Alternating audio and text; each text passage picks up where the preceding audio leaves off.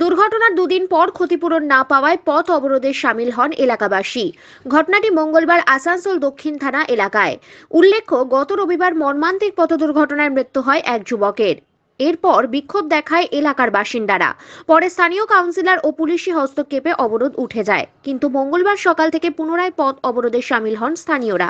অবরোধকারীদের দাবি, নিরাজ সাউয়ের মৃত্যুর ঘটনায় কোনো ক্ষতিপূরণ পাওয়া যায়নি। সেই দিনের পথ দুর্ঘটনায় দুই ভাইয়েরই দুর্ঘটনা ঘটে, তবে ছোট ভাই নিরাজ সাউ ঘটনাস্থলে মৃত্যু হয় এবং দাদা সোনু সাউ গুরুতরভাবে আহত হয়। তাকে আসানসোল জেলা হাসপাতালে পাঠানো হয়। সোনু সাউয়ের সুচিকিৎসার বন্দোবস্তের জন্য স্থানীয়রা তৃণমূল পতাকার তলে বিক্ষোভ প্রদর্শন করে। ঘটনাস্থলে কুলটির বিধায়ক এবং আসানসোল পৌর নিগমের মেয়র পরিষদ সঞ্জয় সোনিয়া পৌঁছায়। ঘণ্টাখানেক পর আসানসোল দক্ষিণ থানার পুলিশ পৌঁছায় এবং অবরোধকারীদের সাথে কথা বলেন। রোড অ্যাক্সিডেন্ট কেন্দ্র করে মারা গেছেন একজন এবং একজন ভর্তি আছে, খুব সিরিয়াস কন্ডিশনে ভর্তি হয়েছে হাসপাতালে, এবং তার সুচিকিৎসার জন্য অন্য কোনো বিষয় নয়, সুচিকিৎসার জন্য। সেই দাবিতে আজকে পথ অবরোধ।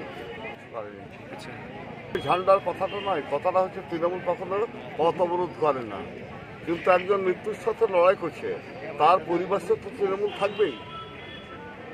দল তো বলেনি যে পরিবারের পাশে থেকো না, কারো সাহায্য করো না, এ কথা তো দল বলেনি। সুতরাং স্বতঃস্ফূর্তভাবে মানুষ বন্ধ করেছে এবং আমরা তাকে পুরোপুরি সমর্থন জানাচ্ছি। বাস মালিকদের রয়েছে, প্রশাসনের কাছে দাবি রাখবো, প্রশাসনকে ব্যবস্থা করতে হবে, সবাই মিলে তার উপায় করতে হবে। তা বলে চিকিৎসা হবে না, ছেড়ে দেওয়া যাবে, মারা যাবে মানুষ, সেটা হতে পারে না।